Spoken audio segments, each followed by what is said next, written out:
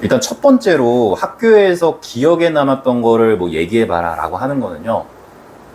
근데 이걸 좀 조심스럽긴 하지만 질문 자체가 좀 더 구체적이진 않아요. 네. 그래서 질문을 받는 입장에서는 이걸 말해야 되나라는 헷갈림이 있을 수 있는 질문이라서 질문 자체를 평가한다면 그렇게 좋은 질문까지는 아닙니다. 근데 이거는 조금만 다시 생각하면 내가 선택의 폭이 좀 넓어지는 질문일 수도 있어요. 그쵸. 그래서 간혹 가다가 이렇게 함정에 빠지시는 분들이 있어요.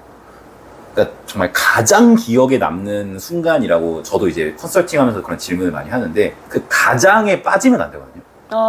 그냥 본인이 지금까지 취업 준비하면서 정리했던 경험들이 있잖아요. 그 중에서 그냥 가장 자신 있는 거 얘기하면 돼요. 이게 선택의 폭이 되게 넓잖아요. 학교 생활이라고 하면 실습도 포함이 되고 조별과제도 포함이 되고 뭐 진짜 뭐 봉사활동 한 것도 학교 생활의 일부로 포함이 될 수 있으니까 미리 정리한 것 중에서 내가 우선순위가 되게 높다고 생각한 거, 내 역량 보일 수 있는 거. 그래서 사실 지금 한양대학교 병원에서 거기 자소서에 쓰지도 않은 걸 얘기했다고 하셨잖아요. 네. 근데 사실 그랬으면 안 돼요.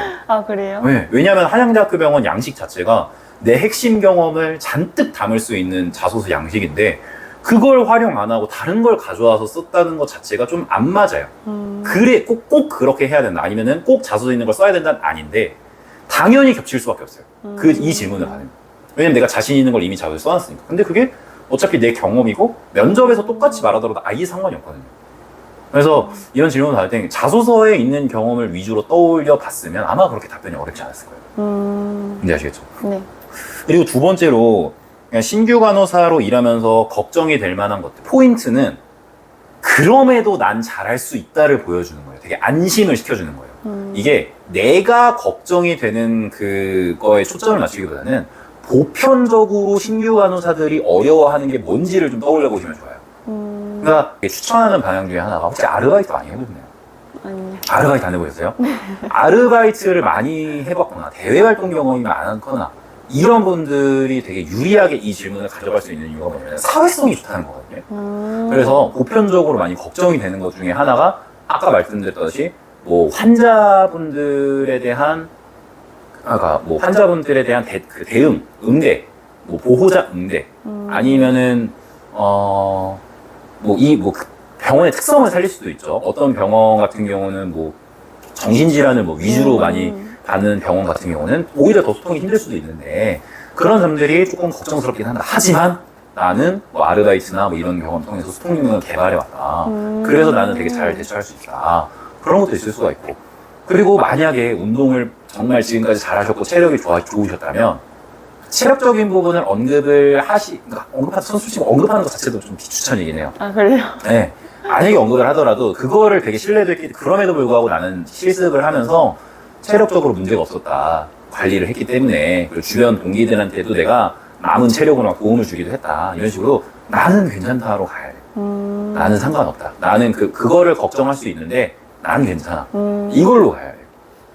결국에 그게 궁금해서 물어보는 거예요. 그게 궁금해서 물어보는 거예요. 그러니까 진짜 무슨 쪽지 시험 보듯이 신규 간호사가 어려움을 느낄 만한 것이 무엇인가 이거에 대한 답을 찾는 게 아니에요.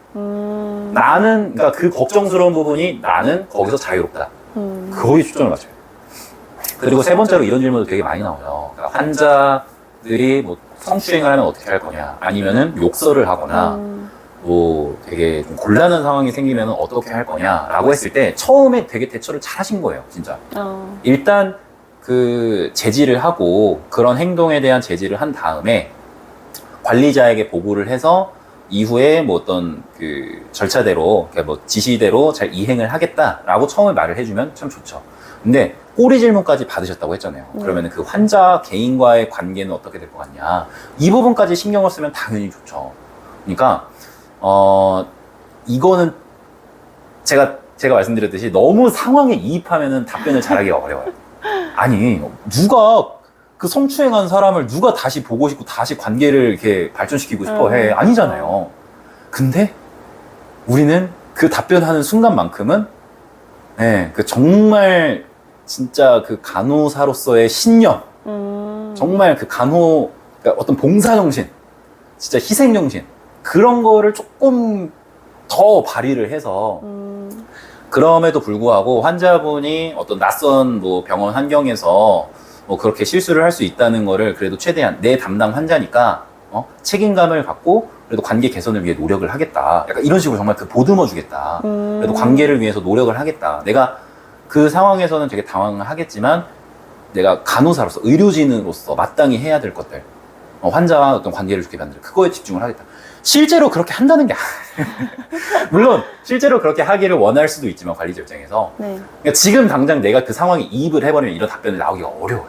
맞아요. 그래서 제가 이런 질문을 받았을 때 팁 중에 하나를 알려드리는 게 뭐냐면은, 이입하지 말고 모범적인 간호사라면 어떻게 할까? 이게 모범적인 간호사, 아니면 내가 롤모델로 삼고 있는 어떤 간호사가 있을 수 있잖아요. 그 사람이라면 어떻게 할까? 를 생각하면서 답변을 해도 도움이 될 수가 있어요. 무슨 말인지 아시겠죠? 그래서 뭐 욕설을 할 때도 마찬가지고. 그래서 어쨌든 나는 환자와 좋은 관계를 맺고 좀 어떤 최상의 간호 서비스를 제공하는 사람이기 때문에 본분에 최선을 다하겠다. 이런 식으로 가면 좋겠죠. 그걸 원하는 답변일 수 있습니다.